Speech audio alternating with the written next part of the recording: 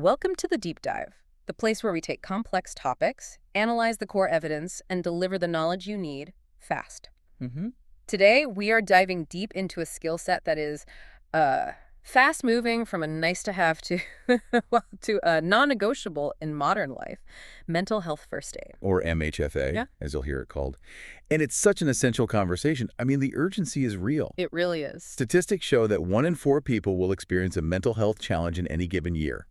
1 in 4. So that means being able to respond to distress is no longer just for professionals. Exactly. It's becoming a foundational life skill, just like CPR did for physical crises. Absolutely. So for this, we've pulled together material from the leading providers, including MHFA England and Siren Training. We've looked at course logistics, the content, the real impact. And our mission today is to give you that proper deep dive into what it takes to become a certified MHFAider. Yeah, we're going to unpack the role, its critical boundaries, the tools you learn, and maybe most importantly, why companies are now seeing this as a vital investment, not just a cost. We're going to guide you from being, a concerned bystander to being a qualified, supported first responder. Let's get started. So let's start with the absolute basics, the definition. Okay. Mental health first aid is designed to be really the direct equivalent of physical first aid. So the first person on the scene. Precisely. It's the initial support you give to someone who is developing a mental health challenge or maybe an existing condition is getting worse. This support is there until professional help arrives or until the crisis itself subsides. It's about being that immediate, supportive human connection, buying time, reducing risk. But I think for a lot of people, the biggest fear isn't about helping. It's the fear of saying the wrong thing. Oh, absolutely. That paralysis. Does the training tackle that head on? It does. And that's probably the training's greatest benefit. It removes the guesswork. It gives you a clear structure. We have to be crystal clear on this next point, the line between first aid and therapy. Yes. What are the absolute non-negotiable boundaries for an MHFAider? The training materials are, they couldn't be clear. You are not a clinician. You are not a counselor or a therapist. So no diagnosis. Zero diagnosing. Your role is all about identification and signposting. You learn to recognize signs and symptoms, anxiety, depression, even things like psychosis or eating disorders, but you never, ever diagnose or treat. So it's all about identification. The training must really focus on knowing where to signpost people, right? 100%. That skill is paired with what they call mental health literacy. So you can talk about these things accurately without stigma and guide the person toward a GP, maybe an employee assistance program, or in a crisis, emergency services. And in a workplace, that person just becomes a safe first point of contact. Yes, and that reduces the stigma that stops so many people from taking that first difficult step. There's another crucial point here, often kind of buried in the details, the emphasis on self-care for the first aider. Oh, it's vital. This is a voluntary role, Yeah. and it can be emotionally draining. You can't pour from an empty cup. Exactly. The sources all stress that MHFAiders must have their own self-care strategies. The training helps you understand your own boundaries, and organizations have to support that. They have to give people the space to manage their own emotional load. So once you have the boundary set, you need the toolkit. Right. And the main framework taught everywhere is the action plan known as ALG. ALGE, ALGE. That's the one. And it's not just an acronym, it's a guide. It gives you structure in what can be a very intense emotional situation. Okay, let's walk through it. What's the A? A is for approach the person, assess and assist with any crisis. So approach takes courage. It does. It has to be non-confrontational, empathetic. And the assess part is critical. Is this person at risk of suicide or self-harm? That's a heavy question to ask. It is. And the training gives you protocols for it, including how to ask that direct question. Are you having thoughts of ending your life? Wow. Okay, so that's A. Next is L. This one feels like a skill for everyone. It is. L is for points for with seat. Listen and communicate without judgment. So active listening, not just waiting for your turn to talk. Exactly. You're hearing, not fixing. You're creating a safe space for them to talk. It's the foundation of the whole process. Okay, then G is give support and information. Correct. This is where you use your new mental health literacy. You can share resources, offer practical help, like finding a quiet room, but without diagnosing them. And then we have the 2 E's. The first E is encourage professional help. Yes.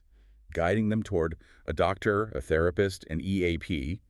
The course gives you actual directories and resources for this. And the final E, which I think could easily be overlooked, is Encourage other support options. Right, because recovery is holistic. This could be peer support groups, self-help websites, even trusted family or friends. It's about building a whole network. You know, when I was looking at the course content, the depth is really substantial. You're covering suicide, psychosis, eating disorders, self-harm. This is not a fluffy wellness webinar. Not at all. It's intensive. You're trained to spot the early warning signs for these specific conditions and apply ALGE to the nuances of each crisis. It's about handling these complex conversations with dignity and the right language. Okay, for anyone listening who's considering this, let's talk brass tacks, logistics, courses, cost. Yeah, the practical stuff. If you want that official title, Mental Health First Aider, what course do you actually need to take? You have to complete the full adult mental health first aid course, usually split across 4 sessions. And the class sizes are small. Right. Very small, capped at 16 people, usually. That's to make sure it's a safe space for everyone to participate, which is so important with these topics. And that certificate lasts 3 years. But I've seen shorter courses advertised. What about those? The Champion course, for example. That's a really good question. So the MHFA Champion course is a 1-day option. You still learn ALGE, and it's great for raising awareness, but you don't get the full MHFAider title or scope. So a champion is more about changing the culture, maybe not being the primary crisis responder. Exactly. And then there's an even shorter one, the Mental Health Aware course. It's a half-day, about 4 hours. Just an introduction. Purely awareness training. Yeah. Spotting the initial signs of common challenges. A lot of companies use that for all staff. And then they'll pick specific people, maybe in HR or leadership, for the full 2-day course. Okay, let's talk about the investment. The sources give us some clear numbers. Siren Training, pricing it from around £250 up to £300. Which is a significant investment. How does an organization justify that spend? Well, this is where it gets interesting. You have to look at the value proposition. It's about the cost of inaction. What do you mean? Think about high staff turnover, absenteeism, and especially presenteeism, where people are at work but just not productive because of mental distress. Right. The cost of that far outweighs the training cost.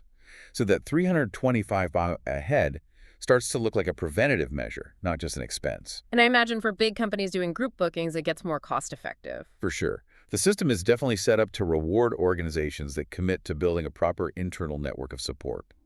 And, you know, the training itself is really just the beginning. It's not just a certificate and then you're on your own. No, and that's critical.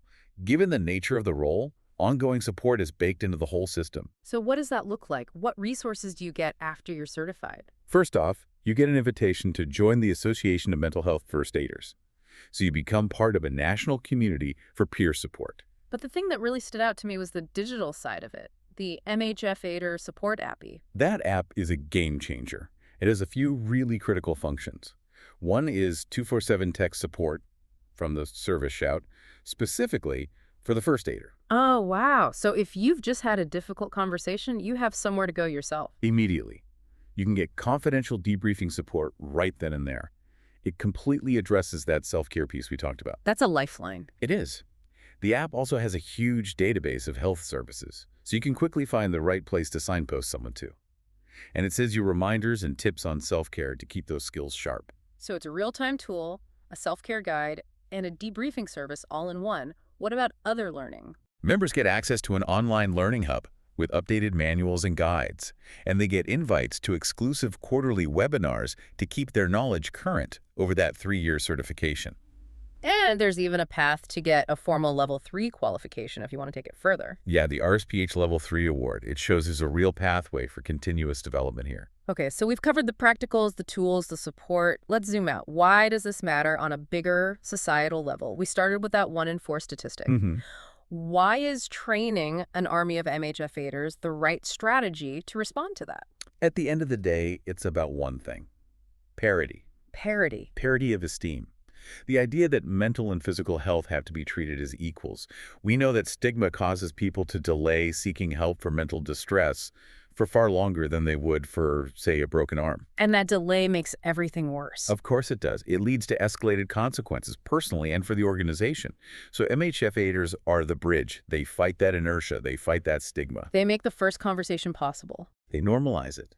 They make support visible and accessible right there on the ground floor. You could have all the generic wellness days you want, but they often fail because they lack that trained human point of contact.